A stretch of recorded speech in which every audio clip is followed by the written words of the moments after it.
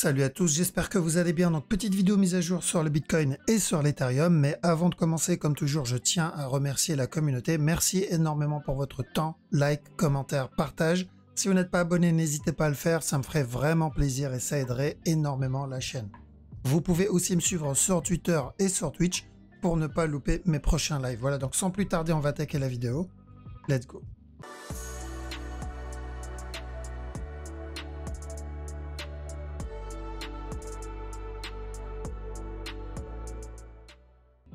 Alors, donc le Bitcoin. Bitcoin, ça se passe bien. Donc, en 1h15 minutes, on a obtenu le up qu'on cherchait. Donc, on a dit, ceux qui veulent trade en 15 minutes, tant que ce bas n'est pas cassé, on cherche des buy setup jusqu'à ce top. OK? Ça, on l'a dit vendredi. Donc, c'était dans cette vidéo. Cassé, d'accord? S'il y a un buy setup, que ça soit là ou que ça soit là, peu importe. S'il y a un buy setup, on tente. Objectif jusqu'à ce top-là. Voilà. Donc, l'objectif, il est atteint. À partir de maintenant, je prends une partie des profits et je monte mes stops. D'accord? Pourquoi? Parce que je prends des profits au cas où il me valide le régular. C'est ce que je vais chercher pour le moment. Et je monte mon stop. Je coupe pas tout. Pourquoi je coupe pas tout? Parce qu'il peut très bien continuer à up et me donner un running plus tard. Et j'ai envie de rester dans le trade. D'accord? J'ai pas envie de couper là. Et au moment où je coupe tout, le marché continue à monter sans moi. C'est l'erreur que ce qu'on fait au début comme erreur. Donc, je prends une bonne partie, je me paye sur ce trade et je monte mon stop pour me protéger du drop, du régular.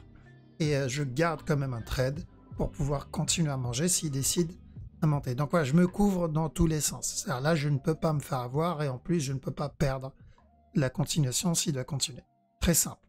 Il y aura toujours des personnes qui vont me dire « Ouais, mais là, il s'est retourné, j'ai pris par exemple 50%, j'aurais dû prendre tout. » Du coup, j'ai perdu 50%. Non, t'as pas perdu 50%. T'as gagné 50% du trade. Et t'as tenté une continuation. Parce que tu peux le penser dans l'autre sens aussi. Si tu coupes là et il chute, il monte, pardon, si tu coupes et il monte, là tu vas dire, zut, j'ai perdu peut-être 50 ou même peut-être plus que si t'avais gardé ton trade. Si je laisse et je mets pas de break-even, et à ce moment-là, mon stop, il est toujours posé et il chute, non seulement j'ai pas encaissé, mais en plus de ça, je sors en négatif. D'accord? Donc, faut le voir plutôt sécurisé. C'est-à-dire, essayer d'encaisser le plus et de perdre le moins possible. C'est comme ça qu'on devient profitable. C'est pas en essayant de choper le plus gros chiffre. Si tu essayes de courir après le plus gros chiffre, crois-moi, tu finiras en négatif. Peut-être pas dans une semaine, peut-être pas dans un mois, mais au bout d'un moment, il suffit d'un seul trade et il n'y a plus rien. Parce que j'ai déjà vu des traders, oui, j'ai fait 1x2, oui, j'ai doublé ou j'ai triplé mon compte, parce qu'il prend un gros levier ou parce qu'il ne gère pas du tout de management, bref, il fait le fou. Et pendant une semaine, 2 semaines, 1 mois, 2 mois, 3 mois, 4 mois, du coup, il y a l'euphorie, il gagne beaucoup d'argent, et là, il se croit invincible.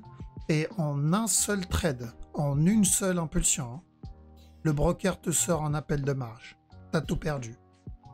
Et là, tu commences à pleurer et tu commences à dire que le trading, c'est de l'arnaque et toutes les conneries derrière. D'accord?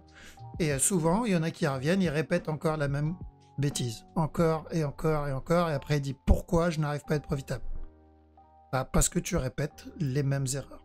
Donc, il faut que tu aies une règle et que tu suis cette règle à chaque fois. Même quand t'en as pas envie, tu dois suivre cette règle. Tu dois te mettre en mode robot.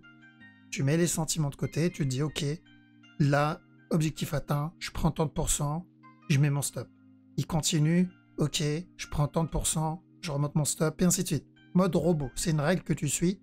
Et quand tu sais que cette règle fonctionne, t'as pas besoin de la changer. D'accord? Donc, on prend une partie des profits et on se protège. On surveille en petit time frame, on surveille en 1 heure. L'idéal, c'est que ce soit en 1 heure. Pour les autres, si vous voulez prendre le sell setup genre en 15 minutes, faites attention à ce potentiel running. D'accord? Ça, c'est potentiellement A. Le B, le C, on peut avoir encore un push. Donc, tant qu'il ne donne pas ça, le petit flag derrière, c'est pas une bonne idée de rentrer à la vente là tout de suite, sans attendre un setup.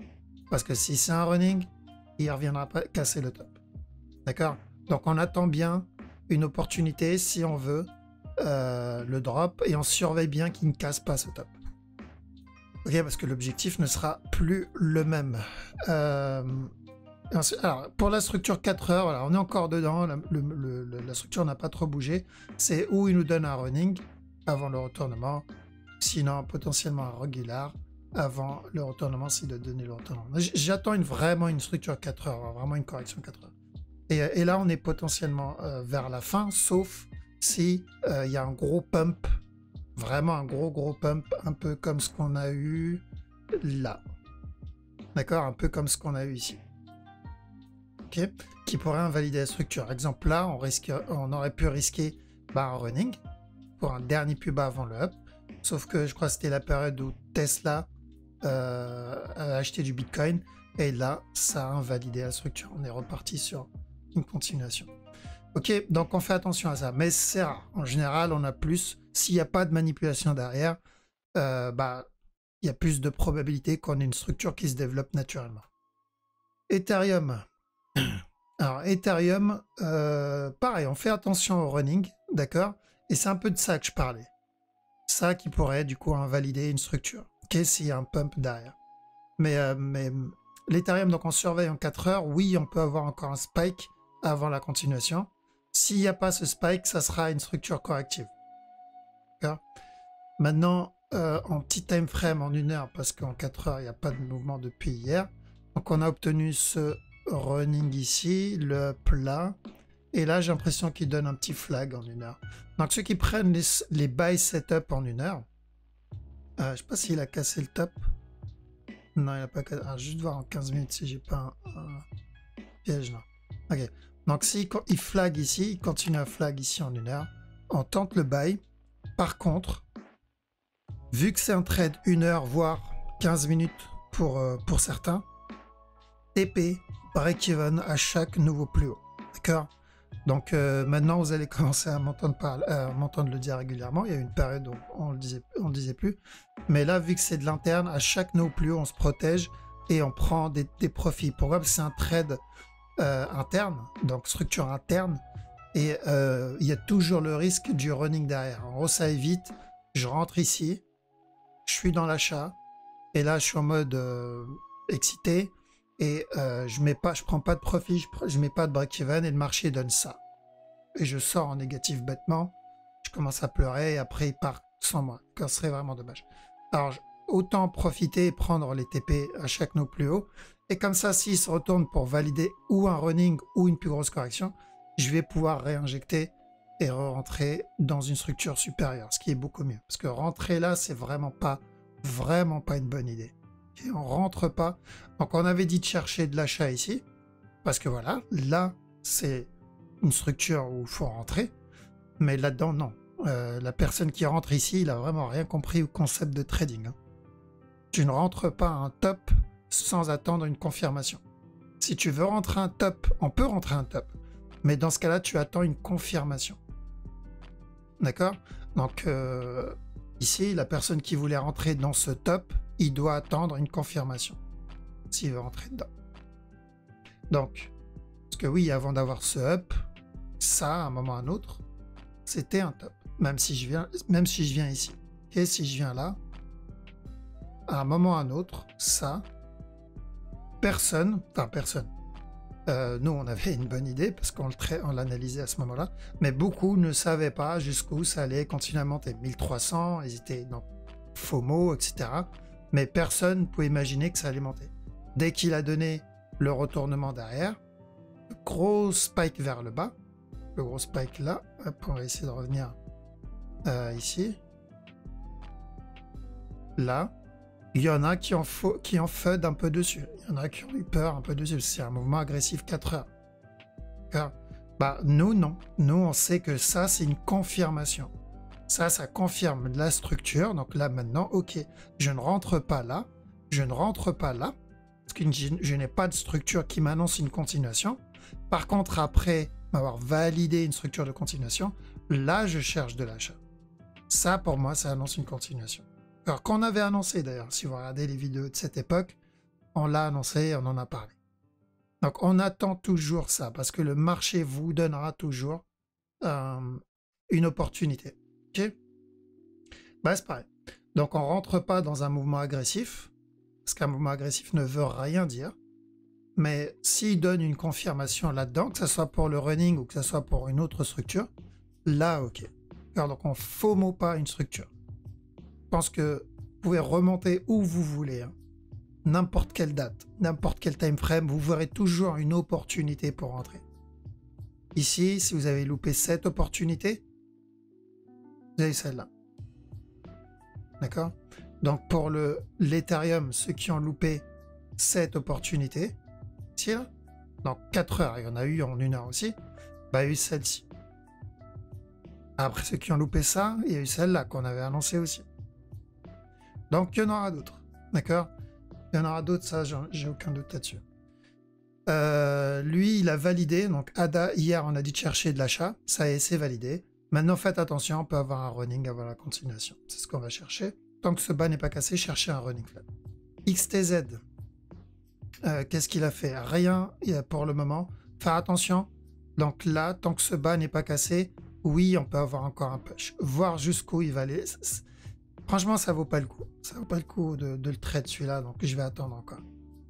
DOT, il a cassé le top, ok, nickel. Donc on avait dit que si c'était le... Donc on cherche le running ici, ABC, ABC, ABC, et on cherche de l'achat. Alors il fallait juste faire attention en interne au running, mais l'objectif c'est au moins le plus gros move. Donc maintenant que c'est obtenu, on fait attention à ce move, parce qu'on pourra avoir aussi un autre regular flat. Donc s'il y a des buy setup, pourquoi pas encore un push. Tant qu'il ne vient pas casser ce bas-là. D'accord? Parce que s'il vient casser ce bas, c'est qu'on est en train d'entamer un plus gros move. Mais pour le moment, pourquoi pas s'il y a des buy setup. Attendez bien les setups. BNB. Alors, BNB, même chose. Là, ça me semble plutôt agressif pour un régular. Mais je vous montre les deux possibilités. Donc, ça, c'est toujours pareil. Ça n'a pas changé. On cherche de l'achat. Si vous avez des buy setup, on tente. Gardez juste en tête ce potentiel expanding. Mais la direction est la même. Parce que c'est où il vient donner de sedan expanding et monte, ou sinon ça va être tout de suite. Donc je prendrai les buy setup dans celui-là aussi. SFP, je reste à l'écart encore du SFP. LIT, ça semble plutôt correctif pour le moment. D'accord? Attention à la cassure de ce bas pour ceux qui ont tenté le sell. Parce que je sais, il y en a, ils ont tenté le sell. Cassure du bas, on se protège. D'accord? L'objectif est toujours ça avant le retournement, mais c'est clair que si je le vois corriger et qu'il me donne des buy setup en interne, bon bah, je le tenterai aussi. Okay, parce que comme vu hier, il y a toujours ça comme possibilité. Je préférais le scénario rouge, parce que plus cette structure sera grande, et plus l'impulsion qu'on va avoir derrière, elle sera puissante. Et du coup, bah, plus d'argent. Ensuite, Alice. Alice, ce mouvement a l'air correctif. Attention juste au running là. A, B, C. Pour ce A, B et encore un push. Mais ça me semble correctif pour encore au moins drop. Mais en 15 minutes, faites attention au running. Alors, tant que ce bas n'est pas cassé, vous pouvez avoir encore un. Et voilà, je crois qu'on a fait le tour. Pauls, il a donné le drop. Je crois qu'on avait dit qu'on risquait un petit sell ici. Donc ça, c'est validé. Mais on est toujours dans ce même move. Ok, on est toujours dans le même move. Donc l'analyse d'une heure n'a pas changé. Et ceux qui ont pris le drop en 15 minutes, bien joué. Donc on commence à prendre un peu de profit. Donc on l'avait vu dans la vidéo d'hier, celui-là. Hein. Un petit time frame, attention, pour ceux qui traitent dans petit time frame, potentiel sell ici. Voilà, donc ceux qui l'ont pris, ce petit sell, bon, fallait le surveiller, donc tout le monde n'avait peut-être pas le temps de l'avoir. Donc on descend les break-even, enfin les stops, pardon, et on se protège. Ok. Voilà, je pense qu'on a fait le tour. Yes, on a fait le tour, donc je vous laisse ici. On fera la vidéo hebdomadaire, donc demain, où on va voir le Forex en plus. Je vais voir si je vais faire un live demain. S'il n'y a pas de live demain, on reprendra les lives à partir de mercredi. Parce que je le répète encore, parce que malgré que j'ai déjà dit, on me repose encore la question. Si vous voulez que j'analyse une crypto, ça sera fait que pendant les lives. Je n'analyse pas d'autres cryptos que ce que vous voyez ici sur YouTube. Donc venez pendant les lives Twitch, gardez un œil sur mon Twitter. Je vous préviendrai quand il y a un live prévu. Ok? Voilà, donc passez une bonne soirée. Je vous dis à la prochaine.